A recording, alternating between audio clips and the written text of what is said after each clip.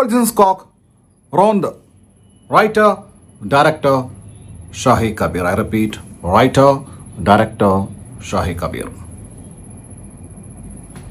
Contemporary മലയാള സിനിമ റൈറ്റേഴ്സിൽ എനിക്ക് വളരെ ഫേവറേറ്റ് ആയിട്ടുള്ള ഒരാളാണ് ഷാഹി കബീർ.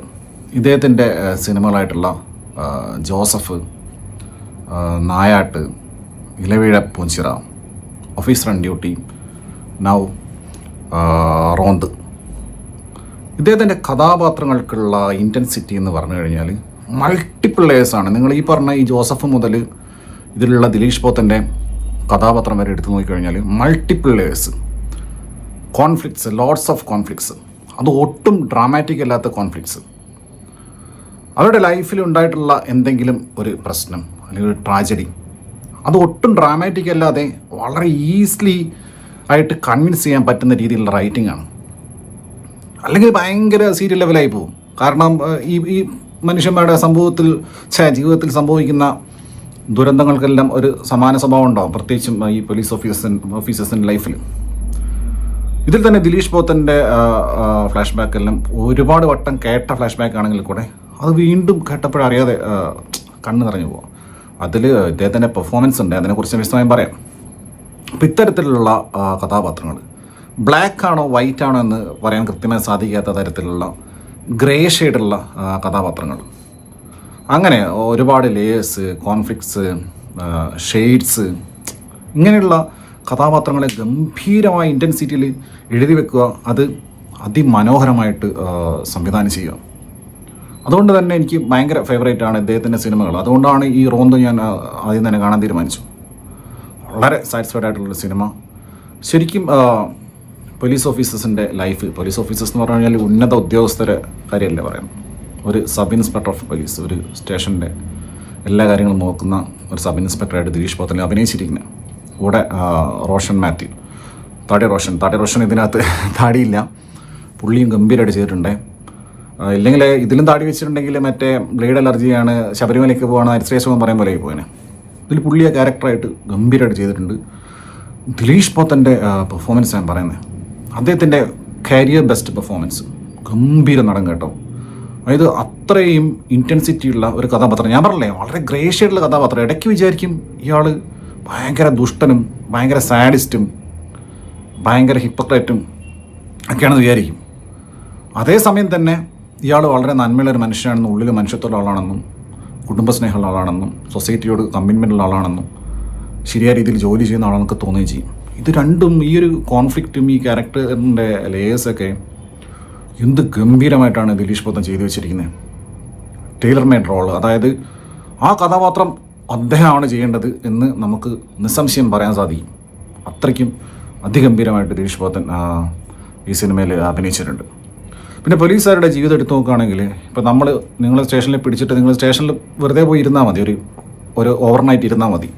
അപ്പോൾ അവിടെ വയർലെസ്സിൽ വരുന്ന മെസ്സേജസ് നോക്കിയാൽ മതി, വോയിസിൽ വരുമല്ലോ.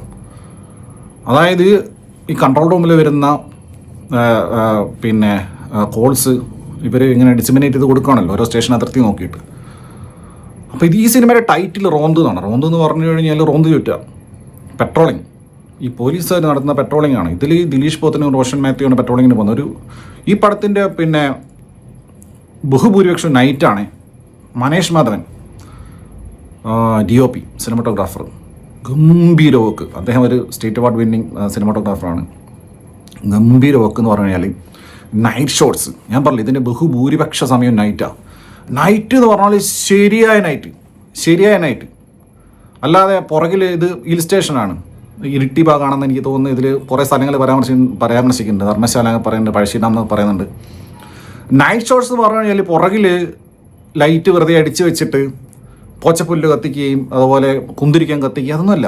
ശരിയായ നൈറ്റ്. രാത്രി അല്ല ഇതെന്ന് ഒരു മനുഷ്യൻ പറയില്ല. നമ്മൾ ഒരു രാത്രി ഒരു സ്ഥലത്ത് പോയി നിന്ന് അങ്ങനെ ഉണ്ടാവും. ശരിക്കും അങ്ങനെ ഒരുപാട് ജംപ് സ്കെയർ സീൻസൊക്കെ ഉണ്ട്. പ്രേതപ്പടം കണ്ടാൽ പോലും ഇതുപോലെ പേടിക്കില്ല, അങ്ങനത്തെ സീൻസ്. പക്ഷേ ഇതിൽ ദിലീഷ് പോത്തൻ്റെ കഥാപാത്രം തന്നെ പറയുന്നുണ്ട്, ഇത്ര വർഷം 10-28 വർഷം ജോലി ചെയ്തിട്ടും ഇന്നുവരെ പ്രേതത്തെയും ഭൂതത്തെയും കണ്ടിട്ടില്ല. അത് അടിവരിട്ട് പറഞ്ഞാൽ നന്നായി. അതായത് ഇത്തരം വിശ്വാസികൾക്കെല്ലാം മനസ്സിലാവണല്ലോ, അതൊന്നുമല്ല, മനുഷ്യന്മാരാണെല്ലാം ചെയ്യുന്നത് എന്നുള്ള മനസ്സിലാവണല്ലോ. അപ്പോൾ അങ്ങനെ ഈ മനേഷ് മാധവൻ്റെ ഗംഭീരമായിട്ടുള്ള സിനിമാറ്റോഗ്രാഫി.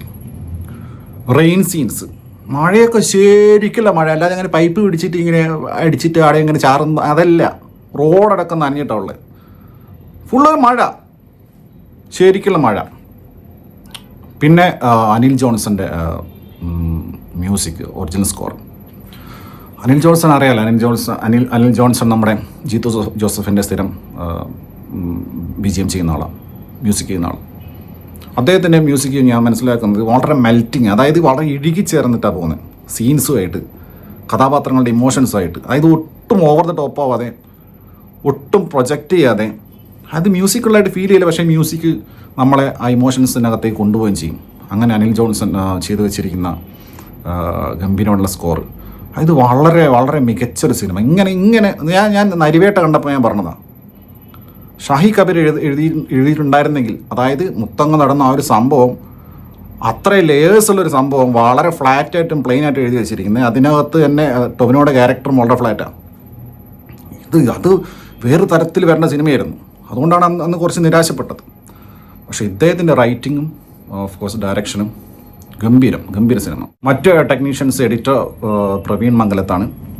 സിനിമാറ്റോഗ്രാഫിയെ കുറിച്ച് പറഞ്ഞ പോലെ തന്നെ നമുക്ക് ഒട്ടും എഡിറ്റിംഗ് ഫീൽ ചെയ്യിപ്പിക്കാതെ, ചില സിനിമയിൽ എഡിറ്റിംഗ് ഫീൽ ചെയ്യണം, ആ സീന് മാറുന്നത് അതിൻ്റെ ഒരു പഞ്ചിൽ വേണം. ഇതങ്ങനെയല്ല, ഇത് ഒഴുക്കാം എഡിറ്റിംഗ്. സൗണ്ടിൻ്റെ കാര്യവും അതുപോലെ തന്നെ ഗംഭീരമായിട്ടാണ് ഡിസൈൻ ചെയ്തിരിക്കുന്നത്, അതുപോലെ തന്നെ മിക്സ് ചെയ്തിരിക്കുന്നത്. സിങ്ക് സൗണ്ട്, അതുപോലെ തന്നെ ഡിസൈനിങ്ങും അരുൺ അശോകും സോനു കെ പി ചേർന്നിട്ടാണ്, സിനോ ജോസഫാണ് മിക്സ് ചെയ്തിരിക്കുന്നത്. ഓന്ത് അഡ്രസ്സ് ചെയ്യുന്ന മറ്റൊരു വിഷയം എന്താണെന്ന് വെച്ച് കഴിഞ്ഞാൽ, ഈ എക്സ്പീരിയൻസ്ഡ് ആയിട്ടുള്ള പോലീസുകാരും ഈ പുതുതായിട്ട് വന്ന പോലീസുകാരുണ്ട്. ഇതിൽ റോഷൻ പുതുതായിട്ട് ജോയിൻ ചെയ്ത പോലീസാണ്, സാധാ പോലീസ്, സിവിൽ പോലീസ് ഓഫീസർ. പക്ഷേ അദ്ദേഹം അത്ര എക്സ്പീരിയൻസ്ഡ് ആളാണ്. അപ്പോൾ ഒരു സിറ്റുവേഷൻ വരുന്ന സമയത്ത് ഒരു എക്സ്പീരിയൻസ്ഡ് ആയിട്ടുള്ള ഒരാളെ എങ്ങനെ അത് ഡീൽ ചെയ്യുന്നു, ജസ്റ്റ് ട്രെയിനിങ് കഴിഞ്ഞ് എക്സ്പീരിയൻസ് ഇല്ലാത്ത ഒരാളെങ്ങനെ ഡീൽ ചെയ്യുന്നു എന്നുള്ളത് വ്യക്തമായിട്ട് ഈ സിനിമയിൽ ഉടനീളം മനസ്സിലാവും. ആ ഒരു കോൺഫ്ലിക്റ്റ് ഉണ്ട്, ഈ രണ്ട് ആളുകളും തമ്മിലുള്ള ജോലി ചെയ്യുന്നതിനുള്ള കോൺഫ്ലിക്റ്റ്. അതിൽ കുറേ സീൻസ് ഉണ്ട്, ഇഷ്ടം പോലെ. ഒന്നാമത് ഇദ്ദേഹം ഇതിൽ വർക്ക് ചെയ്തിട്ടുള്ള ആളാണല്ലോ. അപ്പോൾ സ്വാഭാവികമായിട്ട് അദ്ദേഹത്തിന് ഫസ്റ്റ് ഹാൻഡ് എക്സ്പീരിയൻസ് ഉണ്ട്, റിയൽ ലൈഫ് എക്സ്പീരിയൻസ് ഉണ്ട് ഈ പോലീസിങ്ങിൽ. അതുകൊണ്ട് തന്നെ ഒരുപാട് സീൻസിന് യാതൊരു പഞ്ഞവുമില്ല. ഒരുപാട് സീൻസ് ഉണ്ട്. ഒരു വട്ടനെ പിടിക്കാൻ പോണത്, സൂയിസൈഡ് സീൻസ്, അതുപോലെ തന്നെ പല കാര്യങ്ങളും ഒരുപാട് സീൻസ് ഉണ്ട്. എല്ലാം ഭയങ്കര റിയലിസ്റ്റിക്കാണ്. അത് ഓരോ സമയത്തും ഈ പോലീസുകാർ അനുഭവിക്കുന്ന മാനസിക സംഘർഷം, പിന്നെ അവസാനം ആയപ്പോഴേക്കും ഇതിൻ്റെ പല ചതിക്കുഴികളും പരിപാടികളും, ഈ the difference between police and policing എന്നൊക്കെ പറഞ്ഞിട്ട് ഡയലോഗ്സൊക്കെ ഗംഭീരം. ഗിരീഷ് പോത്തൻ്റെ ഒക്കെ കുറേ ഡയലോഗ്സ് ഉണ്ട്. പിന്നെ അരുണുണ്ട്, പഴയ നമ്മുടെ ഫോർ ദ പീപ്പിളൊക്കെ ഉണ്ടായില്ല, മുത്തേ നിന്നെ കണ്ടിട്ട്, പുള്ളി ഈ പടത്തിലുണ്ട്. പുള്ളിയെ കണ്ടാൽ പെട്ടെന്ന് മനസ്സിലാവില്ല, പുള്ളി ഭയങ്കര ജൈജാൻറ്റിക് ആയിട്ട് അതിനകത്തുള്ള പുള്ളി നല്ലൊരു ക്യാരക്ടറാണ് ചെയ്തിരിക്കുന്നത്. പിന്നെ നമ്മുടെ രാജേഷ് മാധവനുണ്ട്, പുള്ളി സംശയരോഗിയെ ഭർത്താവ്, ഒരു വീഡിയോ കോളിൽ മാത്രമേ വരുന്നുള്ളൂ. പിന്നെ ലക്ഷ്മി മേനോനുണ്ട്, നമ്മുടെ പ്രവാസി മിഥുൻ്റെ ഭാര്യ, അവരും നന്നായിട്ട് ചെയ്തിട്ടുണ്ട്. റോഷൻ്റെ ഭാര്യയായിട്ട് അഭിനയിച്ചിരിക്കുന്നത് കൃഷ കുറുപ്പ്, അവർ മോശമല്ല ചെയ്തിട്ടുണ്ട്. പിന്നെ അവരുടെ മകളായിട്ട് ബേബി നന്ദൂട്ടി, പിന്നെ സുധി കോപ്പ. റോഷൻ ഇത് അടാർലോലൊക്കെ ഉണ്ടായ റോഷനല്ലേ, മറ്റേ കണ്ണറിക്ക് കാണിച്ച പുള്ളിയൊക്കെ ഉണ്ട് ഇതിനകത്ത്. ചില കോമിക് റിലീഫ് സീൻസൊക്കെ ഉണ്ട്. ഒരു പൂട്ട് പൊളിച്ചെന്ന് ചോദിക്കുന്ന ഒരു സീന്, അതുപോലെ തന്നെ റോഷൻ പറയേണ്ട സാർ അവിടെയൊക്കെ തിട്ടേണ്ടതെന്നൊക്കെ, അത് ആ സീനിൻ്റെ അകത്ത് വരുമ്പോൾ കോമഡിയാണ്. പിന്നെ ഇതിൽ പല ക്യാരക്ടേഴ്സും ഉള്ള റോ ആയിട്ട് തന്നെയാണ്. ഒരു സ്ത്രീ ഉണ്ട് ഇതിൽ, പിന്നെ ഒരു പയ്യൻ്റെ അമ്മയായിട്ട് അഭിനയിച്ച, അവരൊക്കെ നന്നായിട്ട് ചെയ്തിട്ടുണ്ട്. അപ്പോൾ പല സീൻസിലും ഇങ്ങനെ പിന്നെ കോളനിയിൽ നിന്നും വെടിയിൽ നിന്നും അതുപോലെ മതചിഹ്നങ്ങളെക്കുറിച്ചും സുവിശേഷത്തെക്കുറിച്ചൊക്കെ പച്ചയ്ക്ക് തന്നെ പറയുന്നുണ്ട്. വളരെ റോ ആണ്, കാരണം അങ്ങനെയുള്ള കഥാപാത്രങ്ങളാണല്ലോ. അപ്പോൾ അങ്ങനെ തന്നെയാണ് പറയേണ്ടത്. അങ്ങനെയുള്ള സിനിമ. ഇതിലെനിക്ക് ഈ വെടിയുടെ കാര്യം പറഞ്ഞപ്പോഴേ, ഈ ഹർത്താലിനോ അങ്ങനെ ദിവസങ്ങളിൽ നിൻ്റെ അമ്മയും പെങ്ങളെയും പോലീസ് ജീപ്പിൽ കയറ്റി കൊണ്ടുപോയി കഴിഞ്ഞാൽ നീ വെടിയെന്ന് വിളിക്കണം ചോദിക്കുന്ന സീനുണ്ട്. കയ്യടിക്കടാ, ആ കേട്ടിലായിരുന്നു ദിലീഷ് പോത്തൻ, അതുപോലത്തെ പെർഫോമൻസ്.